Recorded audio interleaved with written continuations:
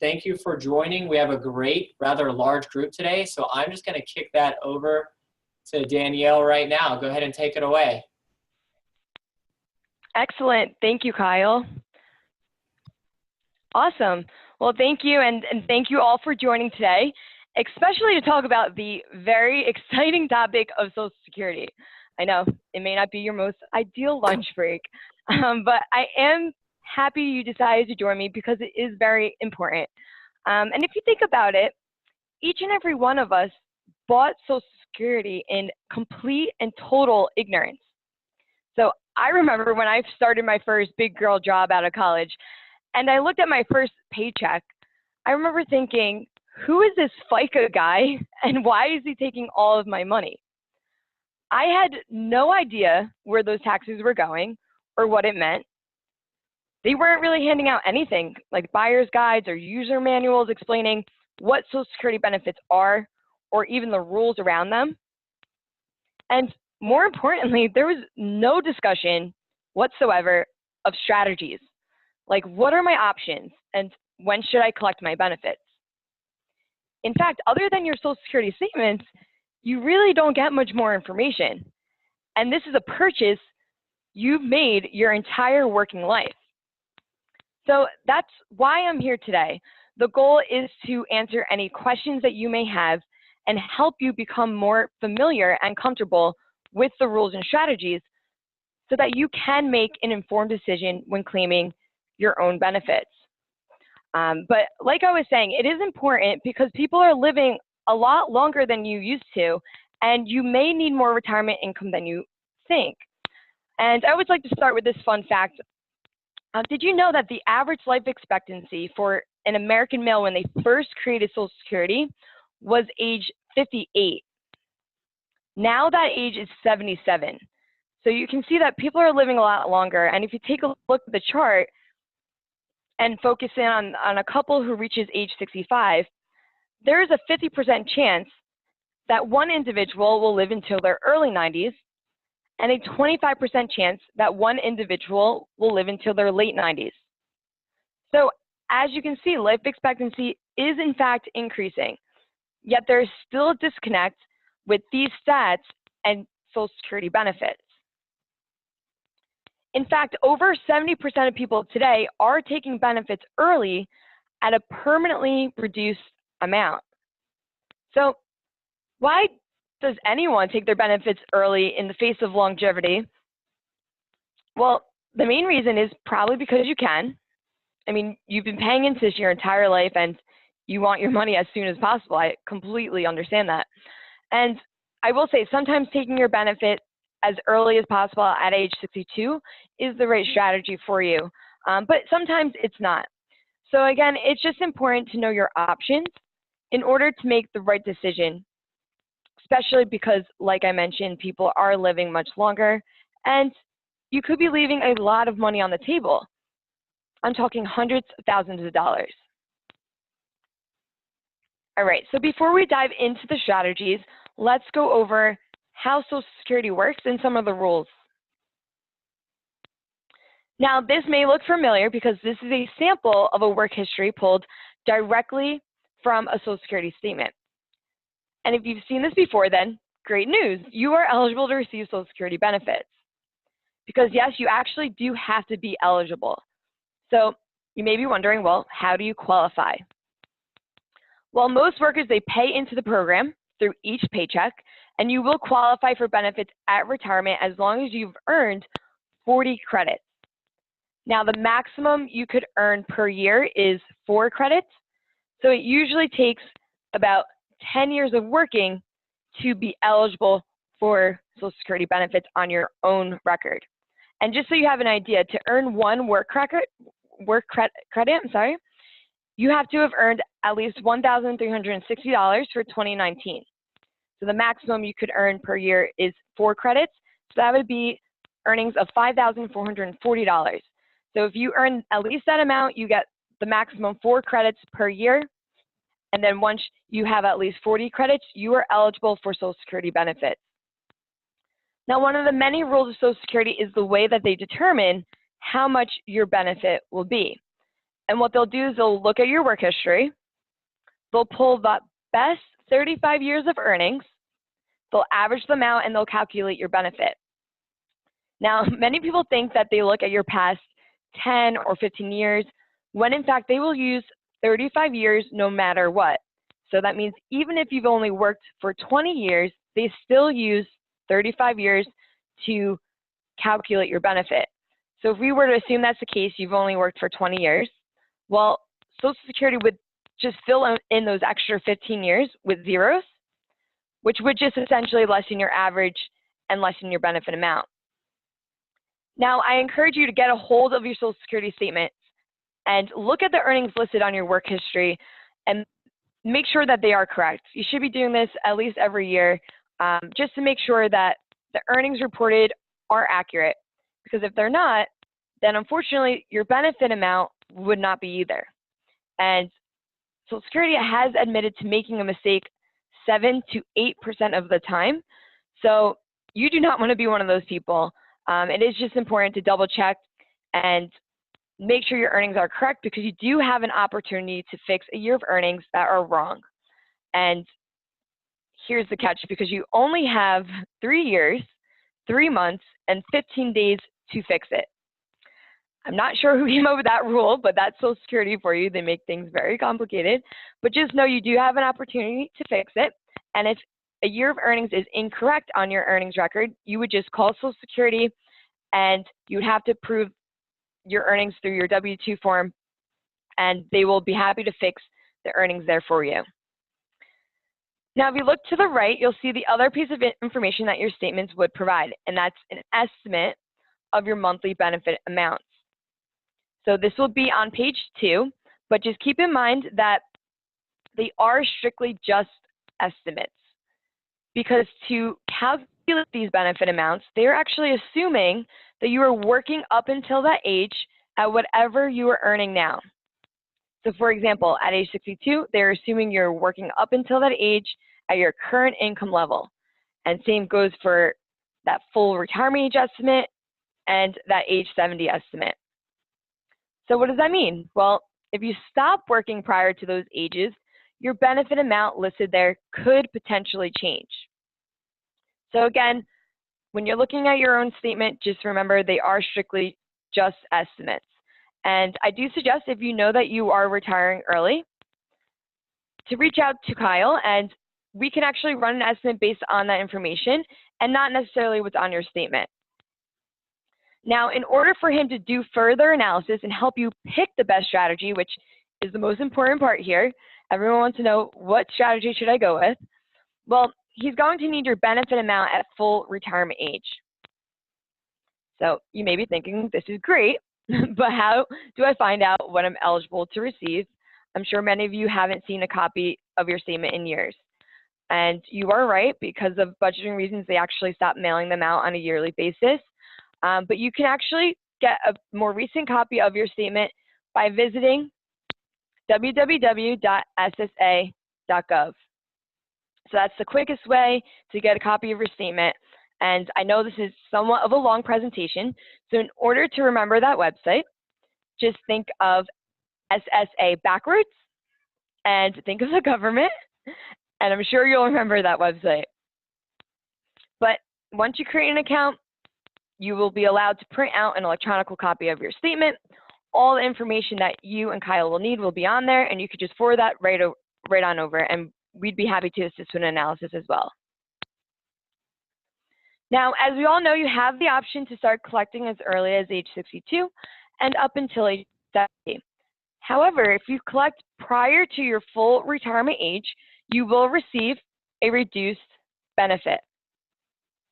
Now, if you wait until your full retirement age, you will be eligible for what's called your primary insurance amount, which it's really just a fancy way of saying you could receive 100% of your benefit at that age. Now, if you wait until after your full retirement age, you will receive an increase to your benefit. Now, it's just important to note that full retirement age is not the same for everyone. I wish it was as simple, but it does depend on the year that you were born. And as you can see, you'll fall into 3 categories. So anyone born between the years of 1943 and 1954, your full retirement age is 66. Anyone born 1960 and later, your full retirement age is 67.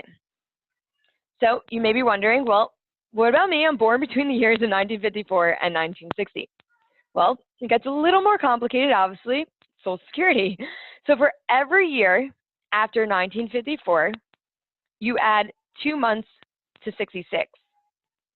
So for example, someone born in 1956, their full retirement age is 66 and 4 months. So you don't have to memorize this. Your full retirement will actually be listed on your Social Security statement. This was just to bring it to your attention because if you want to receive 100% of your benefit, you will want to make sure you are filing at your own full retirement age. Okay, so let's say you want to collect your benefits early. Let's see what happens. As we discussed, most people are collecting at a reduced amount. And this chart shows you exactly how you will be impacted. So on the right-hand side, you see you will receive 100% of your benefit if you wait until your full retirement age. But for any month or year that you decide to collect early, you are locking in a permanently reduced amount. So if you collect as early as possible at age 62, that is a 30% reduction for someone with the full retirement age of 67. So that could be pretty significant, especially if you expect to have average or longer than average life expectancy. So what else should you consider before you go ahead and agree to permanently reduce your own benefits? Well, among other things, you need to consider your current health, your family history, how long most people in your family have lived, and if you were married, because the age difference between you and your spouse will also make a difference in the analysis. So one extremely important consideration that could potentially directly influence you or not to collect early is whether or not you are actually retiring. So are you grabbing the benefit because you can, or are you grabbing the benefit because you are actually retiring and need the income? So that's one of the main things I'd say you should focus on. And this is where you'll really want to sit down with Kyle and make sure that there aren't any factors that could cause you to receive a penalty for collecting early and that you are making the right decision. Because like I said, if you continue to work early and if you decide to collect early and continue to work, you could be subject to what's called the annual earnings test. So you could potentially be penalized. And the reason being is because Social Security benefits were really intended to be supplemental retirement income. So that means they just really want you to be retired before you file for your benefits. Therefore, you could be penalized if you collect early and continue to work depending on how much that you make. And as you can see, if you make more than the threshold amount of $17,640 for 2019, you lose $1 for every $2 earned over that amount. And keep in mind, that is on top of the already reduced benefit. Now, going into the year of your full retirement age, Social Security decided to change the rules up. They like to make things complicated, so why not? A different rule applies in the year going into your full retirement age. And as you can see, the threshold goes up to $46,920 for 2019. And they now withhold $1 for every $3 in earnings over that amount. Now, the good news is, once you reach your full retirement age, these restrictions do not apply. So you will not be penalized if you continue to work and collect your benefits, as long as you've reached your full retirement age. Now, lastly, just keep in mind that this does apply to all retirement benefits. So that could be your individual benefit, maybe a spousal benefit that you're collecting, or even a survivor benefit. So any benefit filed for previous to your full retirement age, as long as you continue to work, you do have to keep this earnings test in mind. All right, so let's say you retired and you started to collect your benefits early, but you realized hanging out with your spouse all day long was the worst decision ever, and now you want to go back to work. Who would have thought? Well, you could actually file for what's called a withdrawal of application, which essentially just gives you a do-over. So it's this exact form that you see here. It's pretty simple to fill out. However, with everything else, there are restrictions. So just know that this application is a once-in-a-lifetime thing, so you can only do it once. And you must also do it within 12 months of your file date. So if you have been collecting for more than 12 months, unfortunately, it's a permanent amount that you're receiving and you can no longer withdraw your application. And lastly, and most importantly, you need to know that if you do withdraw your application, you must pay back the total benefits that you have received over the month. So my suggestion to you is if you are going to change your mind, change it sooner rather than later, because that could be a lot of money that you have to pay back to Social Security. But just know that this is an option and it is interest-free. So Social Security does give you that. You don't have to pay any interest on it. You just have to pay back the benefits that you have received, which may include any family benefits or even Medicare premiums that were deducted. So just keep that in mind. But no, you do have this option to withdraw your application if you decide that you've made a mistake within the 12 months of your file date. All right, so far we discussed the drawbacks of collecting early. Let's switch gears a little bit and show what happens if you wait to collect your benefits. Now this chart shows you exactly how you will be awarded. If you choose to wait until after your full retirement age to collect benefits, you will receive what's called delayed retirement credits. So that is an 8% increase each year up until age 70. So for someone with a full retirement age of 66, this could be a 32% increase by the age of 70. Now, one of the questions that we always get as a team is, what if I stop working? Will I still receive this increase past full retirement age? And the answer is yes. This is an automatic increase for every month and year that you simply just leave your benefits untouched. So you will receive the delayed retirement credits for each month and year that you delay your benefits, whether you're working or you're not. And lastly, I'll just add that this percentage increase does not include COLA, so the cost of living adjustment. If there were a COLA amount for the year, it will automatically be adjusted and added on to this percentage increase as well when you collect your benefits. Now, deciding what age to collect benefits, it's a crucial question. So if you are a single filer, you can simply use the break-even analysis to help with your decision. And it really just comes down to that easy question of, what age do you think you're going to pass away? I know it's pretty impossible to answer, but this analysis, it actually helps you compare your lifetime payments to determine a break-even point, which could essentially just help with your decision. So whether you start collecting a reduced benefit early or wait to collect a higher benefit later, at some point you will break even, which means you will receive the same amount of money no matter when you started to collect. So in this case, the break-even age is 78. So if you don't think that you'll live past age 78, then maybe you should start taking your benefits at age 62 instead of waiting until your full retirement age of 66. Now, if you think you'll live past age 82, then maybe you should collect your benefits at age 70.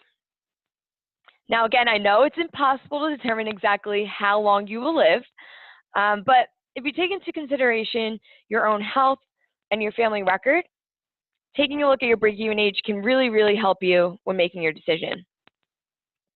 Now, this break-even analysis, it's really great for single filers. However, when it comes to couples, there is a little more to think about. So let's now go over some of the rules for spousal and survivor benefits.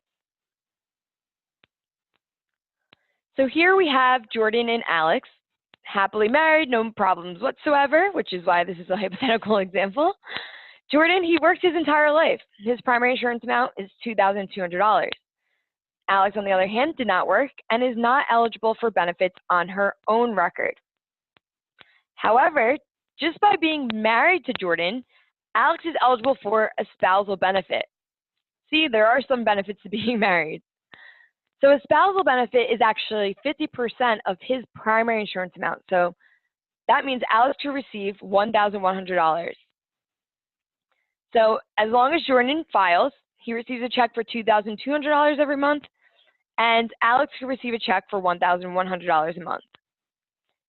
Now, with current law, in order for Alex to receive her spousal benefit, Jordan must be collecting. So it's really the bottom line. in order for that spousal benefit to be available to Alex, Jordan has to be collecting his own retirement benefit. Now, it's important to make sure that you understand that the spousal benefit is always 50% of his primary insurance amount, not 50% of the benefit amount that he is collecting. So that means if Jordan collects his benefit early, at age 62, he does lock in a lower benefit for himself. So as you can see, it was reduced to $1,650. However, as long as Alex waits until her own full retirement age, she can receive the full spouse benefit of $1,100. Now, the second thing to remember is that the spousal benefit could actually be reduced. So that means the age that Alex files for that spousal benefit could impact the total that she collects. So as you can see, if she filed at her full retirement age, she receives 100% of the spousal benefit. However, if she chooses to file previous to her full retirement age, her spousal benefit will be reduced. And at age 62, that is a 35% reduction, which if you notice is even higher than the reduction for an individual benefit. Now, as you can see, she is not rewarded for waiting beyond full retirement age to collect that spousal benefit. And that's because spousal benefits, they do not earn the delayed retirement credits like our own retirement benefits do. So there really is no incentive to wait and collect that spousal benefit beyond full retirement age because it doesn't increase. So the maximum she could receive is at her own full retirement age. Now, as I mentioned earlier, Jordan must file for his individual benefit in order for Alex to be eligible to collect the spousal benefit. So if they're both the same age and Jordan waits until age 70 to file, well, Alex must also wait until age 70 to collect that spousal benefit. And as you can see, she does not receive an increase to her benefit for waiting.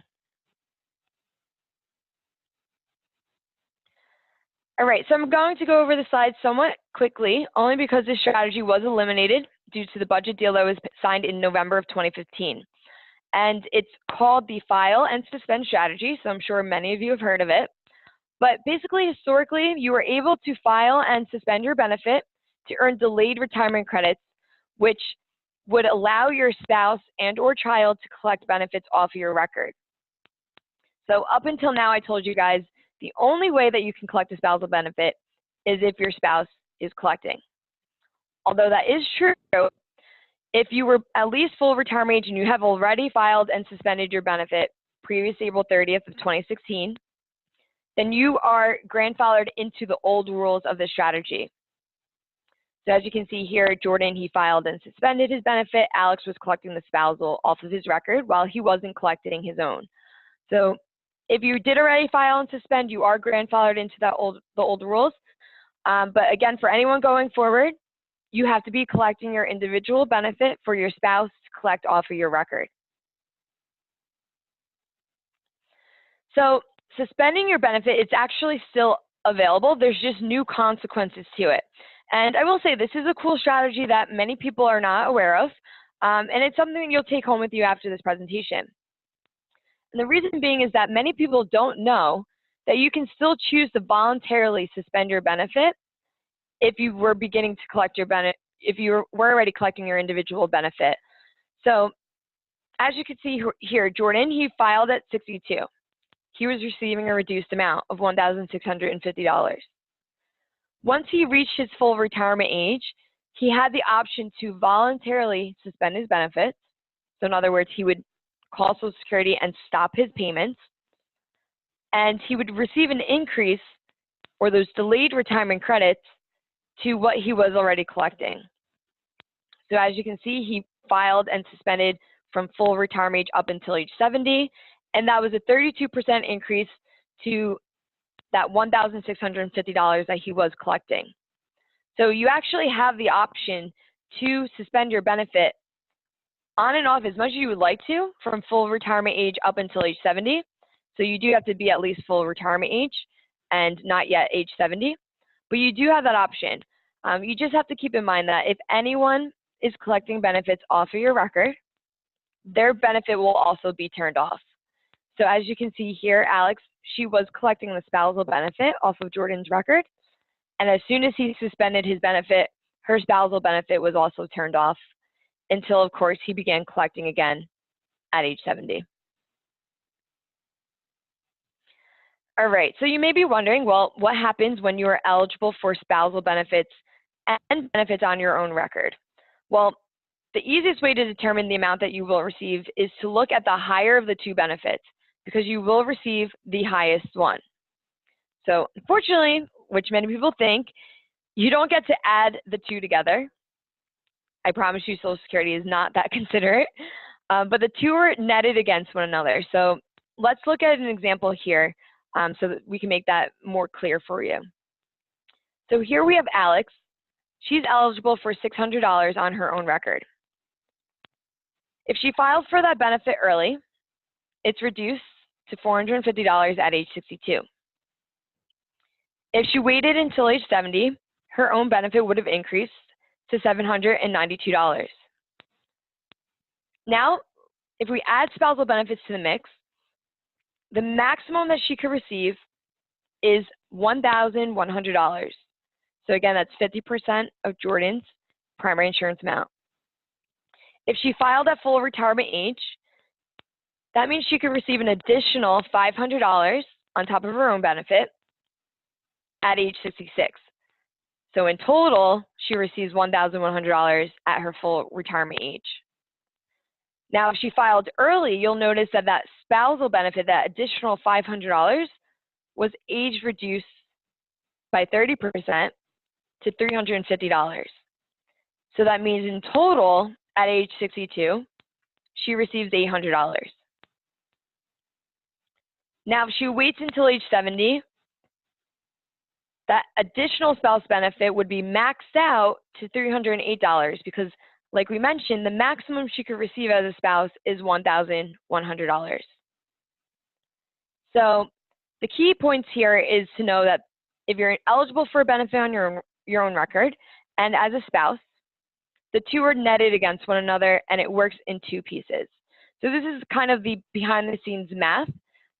Don't feel obligated to memorize this. Just know that it does work in two pieces, and if you file early, benefits are reduced, and then also the maximum that you can receive as a spouse will be 50% of your partner's primary insurance amount.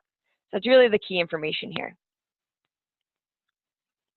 Now, if we take a look at survivor benefits, we like to focus here with couples because they are really important for them when making their filing decision, and the reason is because of survivor benefits. The graph on the left shows you that over half of all women collecting benefits today are collecting either all or part of their benefits from their husband's work record. So that means that the decision that Jordan makes will likely impact Alex even after he's gone. So unlike spousal benefits, survivor benefits are tied directly to Jordan's collection decision. Because as a widow or a widower, you're eligible for 100% of the benefit that your spouse was collecting upon death. So if Jordan decided to file early at age 63, he leaves Alex with a significantly lower survivor benefit than if he filed and waited until age 70 to maximize his own benefits, as you can see on the chart. So that's really why we like to run our reports for couples together.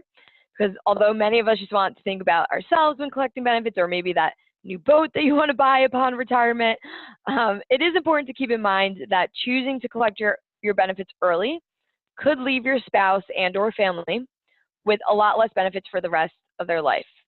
So especially if you are the higher earner in the family, just keep the survivor benefit in mind before electing to begin early or maybe sooner rather than later.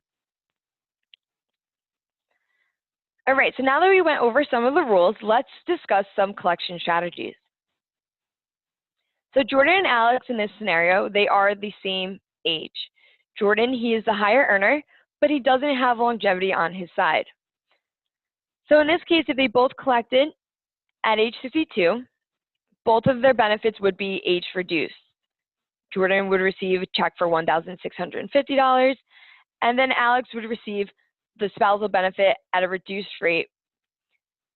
And with this strategy, because Jordan filed early and received $1,650, if he were to pass away, Alex would actually be eligible for $1,815 as a survivor benefit. So before you assume this makes no sense, let me explain why that number is higher as a survivor. So basically, when someone passes away, so if your spouse passes away, you're either eligible for 100% of what they were collecting upon death, or 82.5% of their full retirement age benefit amount, whichever is higher. So in this case, if you were to do 82.5% of Jordan's primary insurance amount, $2,200, you will get $1,815. So because that amount is more than what he was collecting upon death, Alex would receive $1,815 as a survivor. Now, with this strategy, benefits were clearly age reduced, but if you notice, they received around $607,000 over their lifetime. Now, if they both waited to collect until their full retirement age, Jordan would receive a check for $2,200, and Alex would receive the full spouse benefit of $1,100. Now, if Jordan passes away first with this strategy, Alex would be eligible for $2,200 as a survivor. And as you can see, compared to both of them collecting at age 62, they actually received almost $20,000 more, even though they were collecting for a shorter period of time. Now, had they deferred until age 70, Jordan would have received an increase to his benefit to $2,904, and Alex would receive the full spouse benefit of $1,100. And if Jordan were to pass away first, Alex would receive the $2,904 as a survivor benefit. And if you notice, over their lifetime in total, they receive around $601,000, which, if you notice, compared to the other two strategies there, is actually the worst case scenario. So when you don't have longevity, this is a risk that a lot of individuals are not willing to take.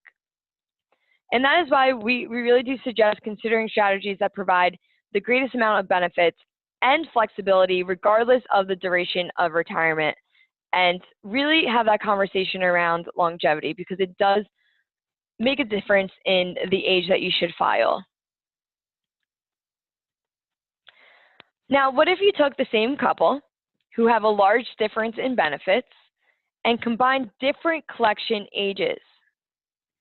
So for this example, the lower earner, in this case Alex, she started collecting at age 62.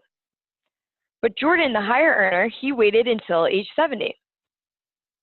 So since Jordan did not file when Alex began, the only benefit that Alex would receive at age 62 would be her own.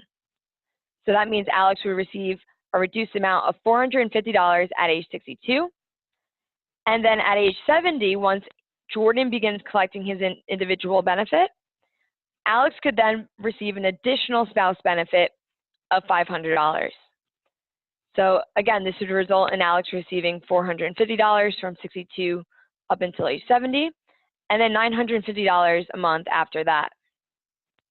Now, because Jordan waited until age 70, if he were to pass first, and in this scenario he does, Alex receives the $2,904 as a survivor. And at the end of the day, they collect around $634,000 over their lifetime from Social Security. Now, if you notice, this actually happens to be the best case scenario. And this is because when you have a higher earner and a much lower earner, as long as the lower earner takes it as early as possible and the higher earner delays as long as possible, that normally yields the best results.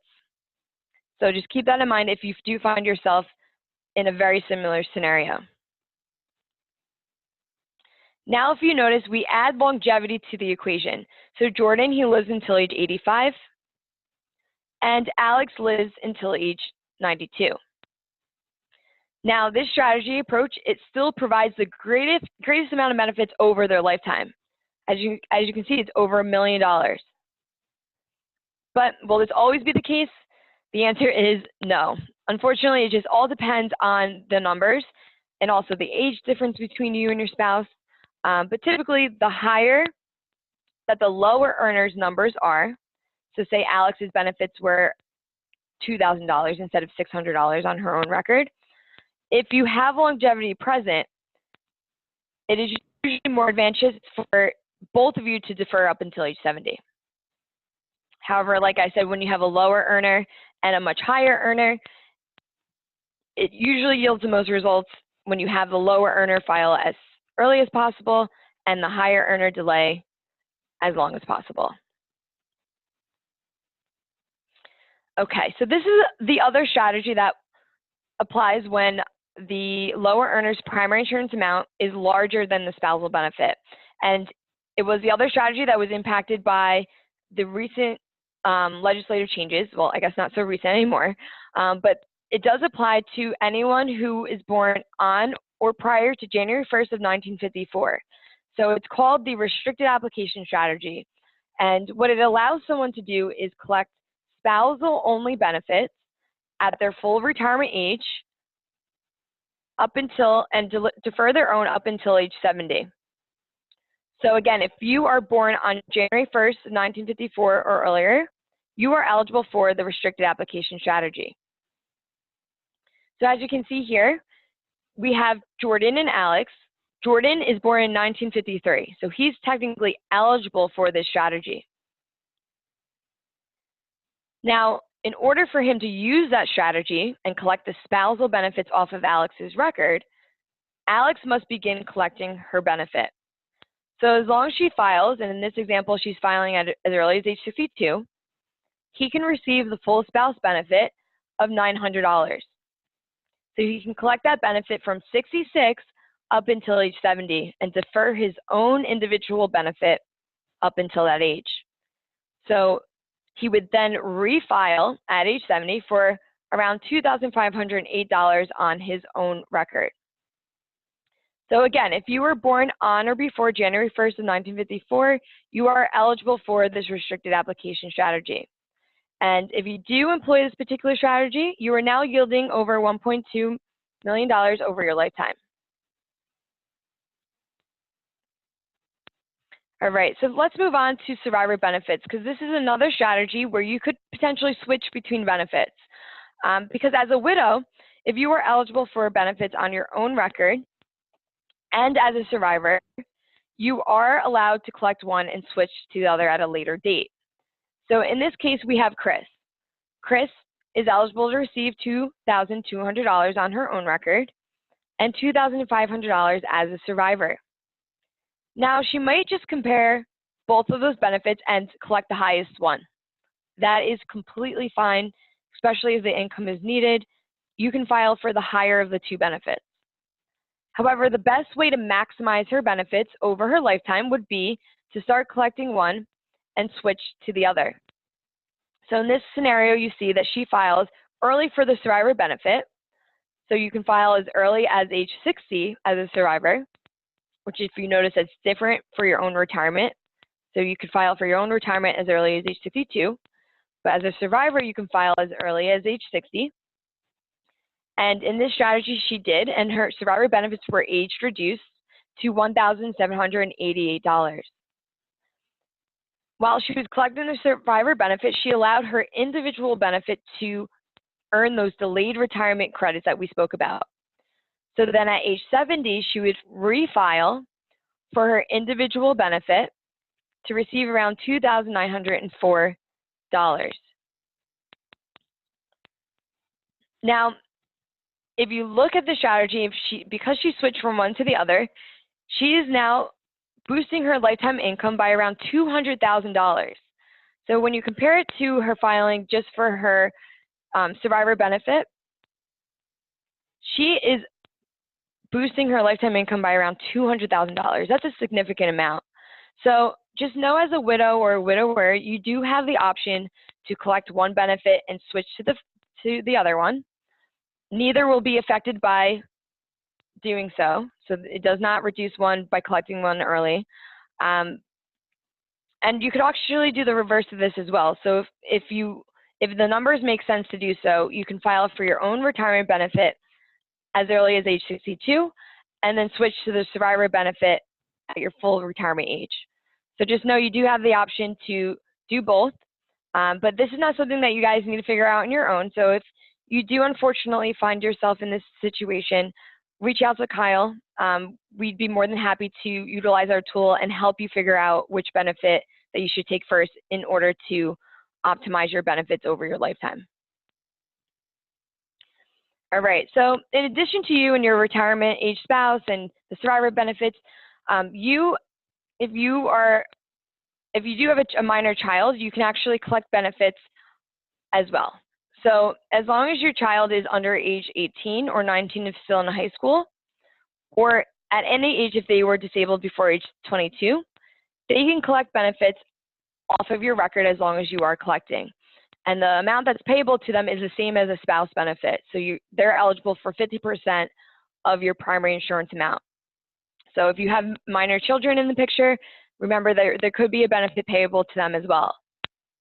In addition to that, if you have a child who's under the age of 16 or disabled before age 22, as long as you're caring for that child, your younger spouse could also receive a benefit. And it's paid at the same amount of 50% of your primary insurance amount. So I will say if you have more than just your spouse and there's children involved, reach out to Kyle. Those situations are a little more complicated, but we're happy to fill you in on any benefits that are available to minor children that you have or a young spouse who is caring for a child. Danielle, just for clarification on that last slide, right? It would have to be for you if you had passed away, right? Or clarify. No, Go ahead and clarify that last slide. No problem. So this is available to someone who files for their retirement benefits. So say the father was the higher earner and he has a minor child and a young spouse or a spouse. This is available as long as the father files for his individual benefit and he has a minor child, so a child under age 18 or 19 if still in high school. So this is available to them while they're alive. It's also available to the family if he were to pass away, but the benefit does increase. So as you can see here, a child's benefit, for example, is 50% of the father's, for example, his primary insurance amount. If he were to pass away, a child could then receive 75% of his primary insurance amount. So it's available while he's alive and if he were to pass away.